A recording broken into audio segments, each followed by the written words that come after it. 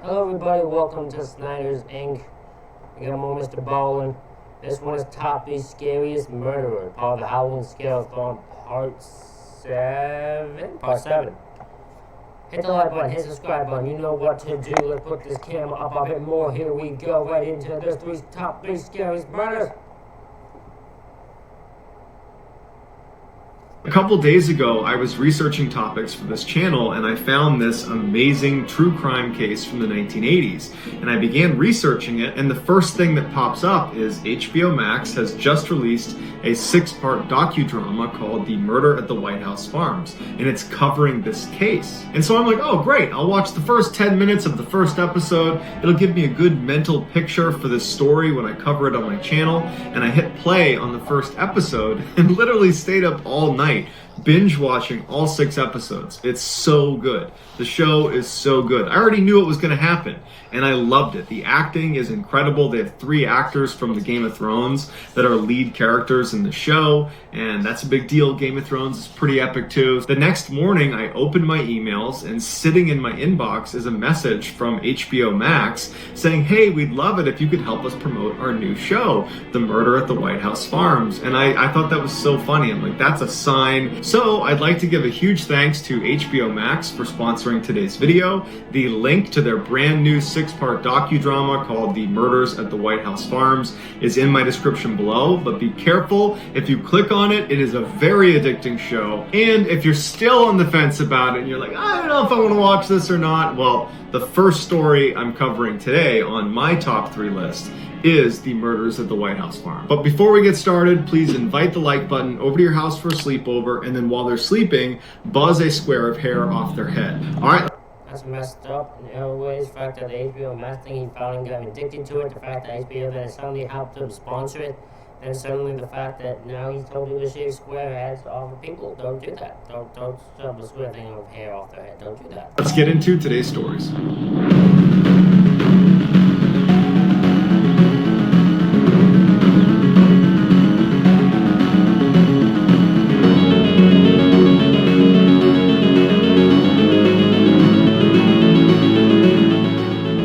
At 3:26 a.m. on August 7th, 1985, a very distraught man called the police, and he said, I think my father is in mortal danger. He lives down the road from me. I was just on the phone with him, and it seems like something is totally wrong. Can you please go check on him?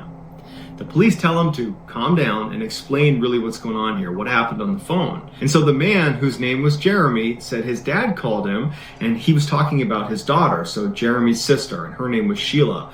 And he's like, Sheila's gone crazy. She's gone berserk, and I think she has a gun. And Jeremy's telling police that he didn't know what his dad was talking about, and he's trying to get more information from his dad. He's like, what do you mean she's got a gun? What's going on over there? But at some point in this phone call with his father, the phone line just cuts out, and Jeremy's left. Of course, this kid's left with just unknown on what's going on. He knows his sister has a gun, his father's terrified.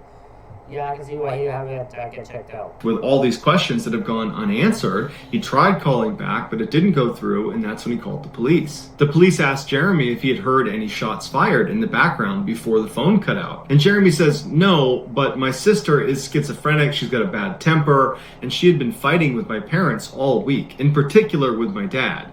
And right before the phone cut out, my dad sounded really scared, like something bad was about to happen or was happening. And so we need to get over there right now. And so the police say, okay, we're going to check it out right now. So they hang up with Jeremy, and the police head down the road towards White House Farms, where Jeremy's father lives. They park a little ways away from the house itself, safely behind a wall and some trees, because they don't want to go too close in case Sheila really does have a gun and starts shooting at them. As the police are getting out of their vehicle, another car comes driving down the road from the same direction the police had come from. The police tell them to stop, and the person gets out, and it turns out it's Jeremy. He didn't live that far away, and he comes running over, and he's like, we gotta go in there, you have to go in there right now. And the police are like, we're not gonna do that, you stay with your car. Before the police were prepared to go into this house, they wanted to scope it out and get a sense of what was going on, because they really didn't know anything about the house. Yeah, you can't just barge in, especially if someone has a gun. They don't want to take that risk. They just want to know if, like, is there hostages? Is there anything? Like, what's the situation currently? besides what Jeremy told them. So a small group of police officers goes behind this other building that's kind of adjacent to the White House Farms, but pretty close to the actual farmhouse. And they go around the backside and they peek around the corner and they start looking at the house. And it's still dark outside. And there's a couple of lights on inside the house and there's no movement, there's no sound, and they're just staring at it. And then one of the officers notices movement, or what he thinks is movement, up in the second floor. And the group of them back up behind the building. They didn't want to be seen. They were worried if Sheila saw them, it would trigger her to harm the other people in the house or harm herself. So they back up away from this building, making sure to stay out of sight of that second floor window and really out of sight of any of the windows on this farmhouse.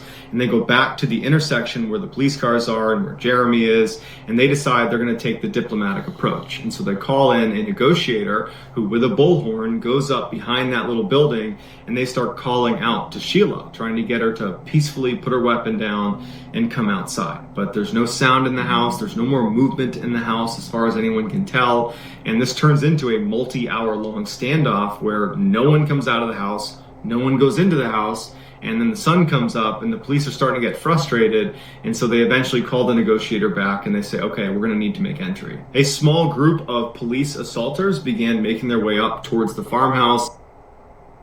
Instantly, without knowing the details, they're kind of looking at this more as a hostage thing, not a person killing people thing. That's the weird part. That's interesting. They get up to the door, it's locked. They try the other door, it's locked. All the windows are locked. And so they bring up a sledgehammer, smash in the front door, and they make entry into this hallway. They immediately make a right, and they're getting ready to confront Sheila wherever she is, but they don't see her. They go all the way down this hallway, and it opens up into the kitchen. And hunched over the stove is a man who's clearly deceased, who winds up being Jeremy's father. He had been shot to death, and he's laying in the kitchen. So they find him.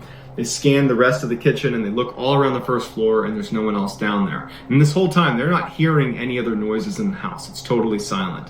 They make their way upstairs, and as soon as they get to the top of the stairs, they go right into the first room on the right, and laying on the bed is a deceased older woman who's also been shot to death, and that would wind up being Jeremy's mother. Laying on the ground next to the bed was a woman who appeared to be in her late 20s, who would wind up being Jeremy's sister, so Sheila, the one who had gone berserk apparently according to the father. She's laying on the ground, and she has a rifle that's over her chest, and the barrel is pointed up towards her head, and she has a gunshot wound that's going in underneath her chin, and so she's deceased as well. The police leave that room, they go across the hall into another bedroom, and when they go inside, they find two more bodies that are both laying in their beds.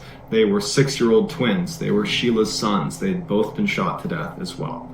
After that, there was nobody else in the house, so all of the family has been wiped out. Very quickly, this case was labeled a clear-cut murder-suicide perpetrated by Sheila. She had a history of mental illness, she had apparently gone berserk that night, and she had a gun. Everything fit. And so the police were ready to just write this off as a murder-suicide, especially with the amount of media attention this case got. There was a lot of pressure to just solve this case and move on. And so murder-suicide became the answer, and they were not looking for any other answer. But there was one detective that was not willing to accept that this was clearly a murder-suicide, and he had a couple reasons for it. The first thing he noticed, because he was there when the bodies were discovered, was Sheila was carrying a rifle that had a 10-round magazine, and Sheila did not have any pockets on the clothes she had on when they found her. That's important because she fired 25 shots. So that required 2 reloads, except the ammunition to this gun was downstairs, and a lot of the shooting happened upstairs. So after her first volley of fire on the second floor, where presumably you have at least a couple people that are still totally alive, she had to walk downstairs, reload the gun, come back upstairs, do her second volley of fire, go back downstairs, reload that second time, and then she finishes her course of fire. And it made him wonder, why didn't anybody try to stop her while she was doing the reload? Because it required going all the way down, getting the rounds, jamming them into the magazine, putting it into the gun, and then going back upstairs. That's a lot of time that other people could have potentially tried to stop her, or at a minimum just tried to escape. But it was like everybody just laid in bed. It was like they didn't know what was happening despite so many rounds being fired very close to them. Stan also found out Sheila did not have extensive weapons training, and so she wouldn't be natural at reloading a weapon. And so for her to go down and reload twice and not chip any of her nails, she had long painted nails, That seemed like a bit of a stretch, because that requires pretty coordinated movements. And for her to never have done that before and just to be able to easily reload, that seems like a stretch too. Stan also figured out there That's very true. That does seem like a bit of a stretch for that situation. was a window that had a faulty latch on it, that if you pulled lightly on it, it would stay locked. But if you pulled hard and kind of jostled it around, it could open and it could shut, which means the house was not secure when they got there, even though they thought it was. And that was a big part of their whole, this is a murder-suicide, because Sheila locked all the doors and windows before she committed this crime. But if any of those doors or windows were open, it kind of leaves open the opportunity for someone else to have gotten in there and gotten out before the police. But the biggest discovery by far that puts all the others to shame is something Stan found under the stairs inside the house. And everything before that, all the evidence that Stan was presenting to the other officers saying, hey, we should take a look at this. I don't know if this is a murder-suicide. I think there might be potential for somebody else to be responsible. Well, no one was taking him seriously until he came to the table with what he found underneath the stairs. Everybody had to stop what they were doing and say, okay, yeah, we need to look closer at this. And so if you want to learn more about that, go ahead and click on the link inside of the description. It will bring you to the landing page where you can watch this series that I've been raving about. You can't just do that. That's not how this works. You don't get this. No, Mr. Ballen. This is too far. This is the new one. This is the next level I don't like. You can't just do this show thing, do this crime story that you want to do about murders. Then when you get to the big reveal, go, well, you can watch a TV show to do it. No, I won't let you. You an asshole. I don't like that. How dare you? How dare you? Don't do that to me again. It's on HBO Max and it's called The Murders at the White House Farm, and it does a great job of showcasing this huge find and then the follow-on plot twist.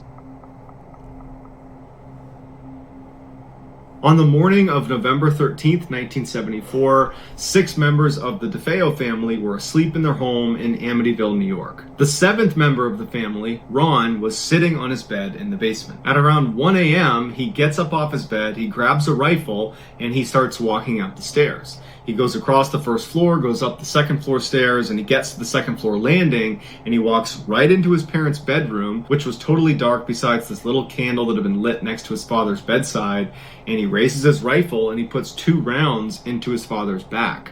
And then as soon as his father is still, he aims at his mother and he shoots her 2 times. And then he puts the gun down and he walks out and he goes across the hall into his brother's room. He raises his rifle and he fires 1 shot into his 12-year-old brother Mark, and then he aims at his 9-year-old brother John and he fires 1 shot into him as well. Then he leaves. What the hell was causing this guy to take out his brothers and his family and all that? What the hell's wrong with this guy? Their bedroom, and he walks down the hall to another bedroom where he finds his 13-year-old sister Allison. He raises his rifle and he fires 1 shot. He leaves her room. He goes up the 3rd set of stairs up onto the 3rd floor. He finds his 18-year-old sister Dawn and he fires 1 shot into her. And then he was done. Altogether, it took Ron about 15 minutes to massacre his family. At no point was he panicked or running around or acting crazy. He was just walking calmly room to room, taking very well-aimed shots to ensure they didn't get up again. He put the rifle down and he went outside and he jogged to a bar where he went inside and he put on this big facade that he had just found his family and they were hurt and could you come help him? And when they got to the house, he refused to go inside, but the people from the bar went inside and they discovered this horrible scene. And when the police show up, Ron goes over to them and he actually confesses and says, I killed my family. Even though the DeFeo family had a reputation for being very dysfunctional, it was Ron who had the worst reputation. He was known around Amityville for heavy drug use, for being a total alcoholic, and for getting really aggressive and confrontational. So he was just an alcoholic, drug-using, confrontational little scumbag. Okay, fair enough. With people. He was just a guy no one wanted to be around. And so when news got out in Amityville that this horrible thing has happened and it looks like Ron is the one who did it, no one was really that shocked. But when details of the crime scene, specifically the way the bodies were positioned, made people wonder Is there more to this case that we don't know about? All of the DeFeo family members had been found lying face down in their beds, and none of them showed any signs of putting up a struggle against their attacker, which led investigators initially to think that they must have been sedated, that Ron must have drugged them somehow before he carried out this attack. But when the toxicology reports came back, no one in the family had any substance in their system. What? How did he get them all in this position? What? First, the police did not think that was a very big deal. They figured, you know what? The family just must not have heard the different gunshots. He wasn't shooting lots of rounds. It was, one single round here, one single round here, that perhaps they just didn't hear it, and that's why no one tried to escape. But it turns out the rifle Ron was using, the .35 caliber Marlin, is one of the loudest rifles you can own. And in fact, investigators went out and did a test with it, and they fired it indoors, and you could easily hear it a mile away. And so investigators said, well, then it looks like they must have heard these gunshots, but for some reason didn't get out of their beds. They didn't try to fight back in any way. They just kind of took it. And then you have the weirdness of Ron's confession. On the night of the attack, when Ron is sitting on his bed and he can't sleep and everybody else is asleep upstairs, he starts hearing a voice in his head that's saying, "Catch them, kill them." And he thinks he's just losing his mind. But then out of the shadows, straight across from him, from underneath the steps in the basement, this shadowy figure emerges and starts walking towards him, and he can see what looks like its mouth moving and saying the words, "Catch them, kill them." And Ron's looking up at it as this figure walks all the way up to him and bends down and gets right next to his ear. And he says right into his ear, "Catch them, kill them." And then Ron said involuntarily he reached over to the rifle that was on the bed with him, and he stood up and he began walking towards the steps. And he knew what was going to happen. He was going to go kill his family, and he didn't want to do it. But he felt like he didn't have any more control over his body, and that's when he realized he was being possessed by this demon in the basement. While Ron's confession, that is the most ridiculous thing I've ever heard. No, man, you just killed people. That's all you did, you killed people. Terrified everybody in Amityville. The idea that there was a demon living in the basement of this house that possessed someone to go kill their family, that terrified everybody. But it didn't hold up in court, and ultimately Ron was sent to jail for life. 1 year after the attacks, another family, the Lutz family, moved into the house in Amityville. But they left 28 days later because they were hearing voices coming from the basement. After hearing about the mass murder that occurred in the house, and now the Lutz family saying that there's something in the basement, world-renowned demonologists Ed and Lorraine Warren, they descend on the property, and very quickly Ed and Lorraine say, yes, this house is definitely haunted. And in fact, to this day, the Amityville house is considered one of the most haunted places in the entire world. But while Ed and Lorraine were there, they took a very famous picture. Lorraine was walking around the second floor near where the brothers' room was, and she was snapping pictures, and the only people in the house at the time these pictures were being taken were her and her husband, Ed. And here is the picture that she took on the second floor. She claims this boy standing on the left side of the picture is the ghost of John DeFeo. Today the house still stands, and it's been bought and sold a number of times over the years because apparently no one likes to live in this house for a very long time. I could see why. If it's haunted, yeah. If it's haunted, of course no one's going to stay in the house for a long time. On June 10th, 1912, the Moore family was sleeping peacefully in their beds on their quiet street in Villisca, Iowa. Joe and Sarah Moore, the mother and the father, were sorry to the person who I just offended and became ugly too because I yawned. My bad. Sleep upstairs in their room, and their 4 children, you know who you are, were down the hall in another room. In addition to the Moore family sleeping upstairs, there was also 2 more children sleeping on the first floor in the guest room. It was the Stillinger sisters, and they were over for a sleepover. And unbeknownst to all the sleeping people in the house, there was a strange man who had broken into the house while they were at church, gone into the attic, and was hiding in there, smoking cigarettes and carrying an axe. Shortly after midnight, this stranger believed the coast was clear, and they silently opened up the small door, and they crouched down and walked out of the attic into the second floor hallway wielding this axe in their left hand. They began walking down the hallway. They passed the children's room on their right, and they made their way down to the end of the hall where the master bedroom was. They walked inside the room and stood right next to Joe, and then violently raised the axe over their head so quickly and so high that it actually struck the ceiling, and then brought it down blade first directly onto Joe's face, over and over and over again until Joe did not resemble a human being. While this was happening right next to her, that is insane, man. That is insane. That's a shitty thing to wake up to, too. Sarah's beginning to stir and look around what's going on. Meanwhile, the killer has now moved to the other side of the bed and is standing over Sarah and using the backside of the axe. So not the blade part, but the backside of the axe head. He raises it up and then brings it down on her head and repeatedly hits her over and over and over again until she too is indistinguishable and does not look like herself or even human. The killer is very calm. He takes the sheets and pulls them up over the faces of both of the people he just killed, and then he goes back out into the hall and he walks down and he goes into the children's room. One by one, he raises the axe and drops the axe on each of the children's heads. Oh my God, he innocently took the lives. Why are all these children being taken out? They have done nothing wrong and preserve that. Shame on people. And then after they are deceased, he pulls the sheets. I know anyone's thinking, oh my God, he's only concerned about children to die. I know that everyone dying here, no one here deserves to die. But for some reason, children being killed so innocently affects me more. Up over their head. The killer leaves the room and goes downstairs to where the Stillinger sisters are, and then just like everybody else in the house, he raises the axe and drops it over and over and over again on the heads of each of these girls until they're no longer living as well. Afterwards, he raises the sheets over their faces, and now everyone in the house is deceased and has their face covered. At this point, the killer goes back upstairs and goes back into the master bedroom, and he stands in front of Joe and Sarah's bed, and after a little while, he begins striking them dozens more times, even though both of them were clearly deceased at this point. At this point, the killer shifted gears and began focusing on covering his tracks, cleaning up. And he began taking clothes out of closets and pulling whatever sheets he hadn't used. He began Insane that this guy is just so innocently willing to cover his tracks and make sure he does not get caught. Like, what the hell? What's wrong with this dude?